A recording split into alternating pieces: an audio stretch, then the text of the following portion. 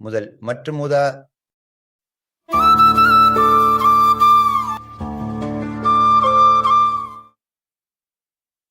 நீங்கள் பயன்படுத்தலாம்.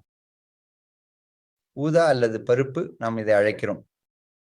இதனை மறைக்க, சிதற எங்கெங்கே இதை பயன்படுத்தலாம்? ஒன்று, முதல்ல இதை உடலின் நோய் எதிர்ப்பு சக்தியை மேம்படுத்த பயன்படுத்தலாம். எதுவும் செய்ய வேண்டாம். எண் 1 எழுதுங்கள். ஊதாவில் எண் 1. அதனால் பெரும்பாலான நேரங்களில் எனது மொபைலை எடுத்தால் இது 3 ஆண்டுகளுக்கு மேலாக இருக்கிறது. எண் 1. ஊதா, இதன் பயன் என்ன? ஏன்னா நான் முக்கியமா இதுல ஈடுபட்டுள்ளேன். கற்பித்தல் துறையில் இருக்கிறேன். எனது கற்பித்தல் அனுபவம் மட்டும் சுமார் 10 ஆண்டுகள். நான் பல்வேறு பாடங்களை கற்பிக்கலாம். கணினி அறிவியலிலிருந்து ஆன்மீகத்துக்கு போகலாம். எனக்கு எது வந்தாலும் அதை ஏற்றுக்கொள்ள வேண்டும். நாம எப்படி கத்துக்கொள்றோம் தெரியுமா? ஒரு சிறிய குழந்தை, 2 வயது குழந்தை எப்படி கற்றுக்கொள்கிறது? யாராவது ஒரு சிறிய 1 அல்லது 2 வயசு குழந்தை. அவள் எப்போதும் பார்க்கவும் ஏற்றுக்கொள்வதன் மூலம் கற்றுக்கொள்கிறாள். நீங்கள் சொன்ன உடனே நீ மிகவும் நல்ல பெண் என்று. என் மகள் எல்லாவற்றையும் செய்யும். நீ மிகவும் நல்ல பெண். பார்த்துதான் அவங்கள் ஏற்றுக்கின்றார்கள்.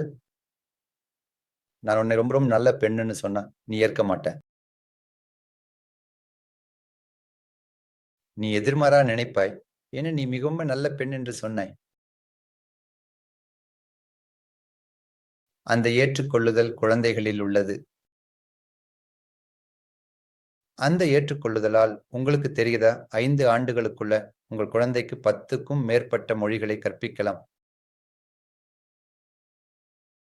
அந்த ஏற்றுக்கொள்ளுதலால் சலிப்புத்தன்மை,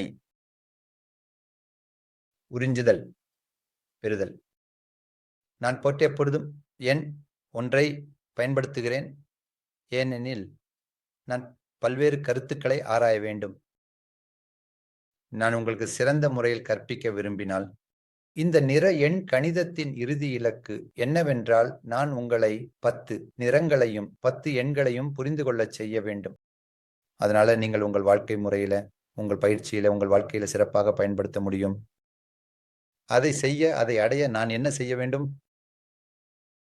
நான் அனைத்து அனுபவங்களின் சாத்தியங்களை எடுத்துக்கொள்ள வேண்டும்.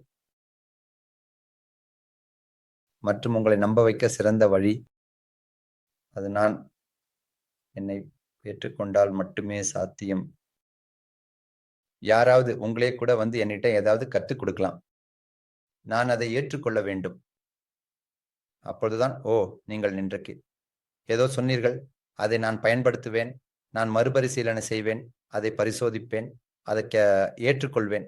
இது முதன்மை. ஒரு ஆசிரியரின் பண்பு.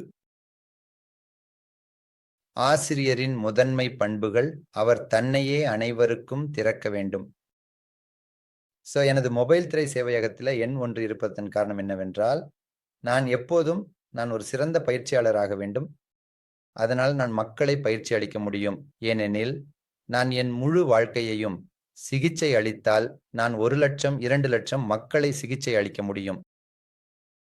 அதுவே நான் பயிற்சி அளித்தால், நான் 1000 மக்களை பயிற்சி அளித்தால், ஒவ்வொரு நோயாளி, ஒவ்வொரு மாணவரும் 10,000 மக்களை சிகிச்சை அளித்தால் 1000 10,000ஆக அது இன்னும் அதிகமாக இருக்கும். அதுதான் உங்கள் வாழ்க்கையில் நீங்கள் புதியதாக ஏதாவது கற்க விரும்பினால், நீங்கள் ஏதாவது அனுமதிக்கப்பட வேண்டும்.